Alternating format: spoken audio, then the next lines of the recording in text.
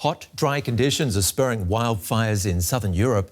Firefighters in Spain say a blaze near Gibraltar has been stabilised. That fire prompted the evacuation of more than 1,500 people from a resort area. Extreme heat in many areas has fuelled such fires. Spanish officials also blame the temperatures of around 40 degrees Celsius for over 1,000 excess deaths in July. In France's southern Haute region, which borders the Mediterranean, thousands of firefighters are battling the country's biggest wildfire of the summer for a third day. Dark clouds of smoke billow across the sky, blocking out the sun. Many villagers have been forced to leave their homes as emergency crews try to contain the flames. When I wanted to retrieve my belongings, I couldn't even get into my house. I had to leave. There were flames at the foot of my house when I left. That's how it is, fate. We're going to move further away and wait for things to calm down. The firefighters say they can put out the fire. We'll see. The dry woodland terrain makes it difficult to extinguish the flames, and the blaze is expected to burn for days to come. Officials say the weather is also against them. Unfortunately, we are in much the same situation as yesterday when the fires began, with a strong northerly wind, humidity falling to about 25%, and rising temperatures. France has already seen nearly 10,000 wildfires this summer, but this is the biggest yet. Around 2,000 firefighters are involved in the operation. The blaze has already burned an area bigger than Paris. And Spaniards are finding novel ways of escaping the heat, as DW correspondent Nicole Reese discovered in Madrid.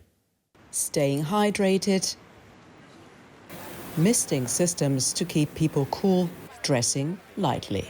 It's another heat wave in Madrid with temperatures hovering around or even above 40 degrees Celsius and no end in sight anytime soon. Not even people in Spain are good at coping with extreme heat, even less so when heat waves are becoming more extreme, longer and more frequent. So the only way to go forward really at this point is adapting. And there are luckily some ways that you can adapt. For example, here in Madrid, we have something called climate shelters. And what that is, I will show you right now. Come with me. There are only a handful of climate shelters in Madrid. One of them is in one of the city's best-known cultural institutions, the Círculo de Bellas Artes. Instead of visiting exhibitions, people now can escape from the heat outside at a cool 25 degrees Celsius. Literally, it's a space to chill, take a break from the heat wave, or to work. Angela Caro can concentrate much better here than at home. I'm definitely much better off here, much more comfortable. Not all of us have the advantage of having air conditioning or fans in our homes to comfortably do these types of activities. So these types of spaces in the heart of Madrid are very necessary, so we can continue with our routines and work in the midst of this heat.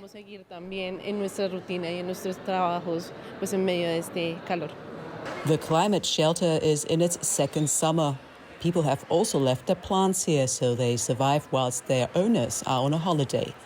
The demand was so huge that the Círculo de Bellas Artes had to stop taking plants in. And as for people, it's always packed too.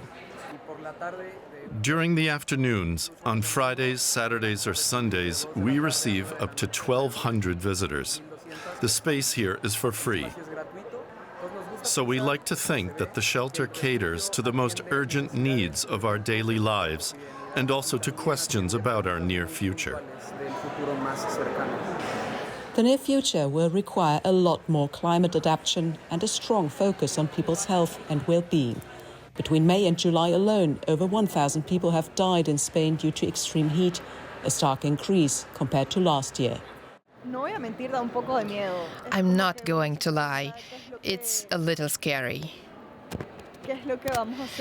It makes you wonder what a person like me, who can't do anything about it, is going to do.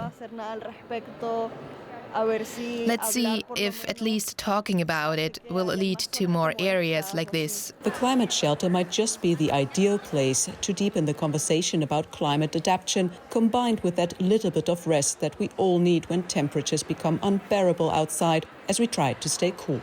And finally, I get to sit in one of these as well and enjoy this really cool place in the center of Madrid. Beating the heat, let's talk to Julian Nicholas, a senior climate scientist at the Copernicus Climate Change Service. Welcome to DW. The data shows last month was among the warmest on record, yet it was cooler than the previous 2 Julys. What's that say to you, first of all? Indeed, as we report in the climate report that we just releasing today, so July this year was the third warmest July on record. It was slightly behind the hottest July of 2023 and July of 2024 last year. These are the two hottest July on record. So this year we are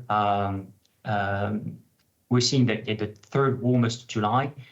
So the globally, so the global temperature is slightly coming down compared to the exceptional levels that we have seen over the past couple of years. Just for context, really what we have seen since the middle of 2023 were exceptional level of the global temperature. In part, this was linked to an El Niño event in 2023, 2024. We are coming out of this period. And one important fact also about the last couple of years were that the global average temperature also reached 1.5 above the pre-industrial level. So this limit set by the Paris Agreement. We are coming out of this period. So July this year was slightly below this limit. But again, it shows that we have just seen like a rather exceptionally warm period over the past couple of years. So would you say temperature-wise we were riding a wave of types? We're now coming out of that cycle, as you say. Are we set to go back up again then?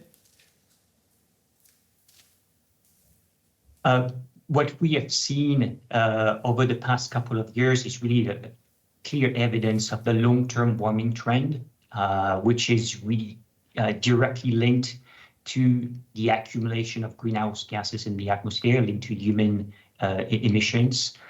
On top of that, there is also some natural fluctuation in the climate, and I think it's part of what can explain the exceptional level that we have seen in 2023, 2024, even the beginning of 2025. This long-term warming trend is very likely to continue again as the greenhouse gas emissions don't see any sign of going down. So we are bound to see new global temperature record being broken again in the next few years, even if we see the global average temperature slightly coming down. So as we've seen in the past few months and perhaps in the next few months, but we are bound to see a new global temperature record being broken again in the near future. Can you predict from that data when we can expect these extremes to prepare for them more effectively?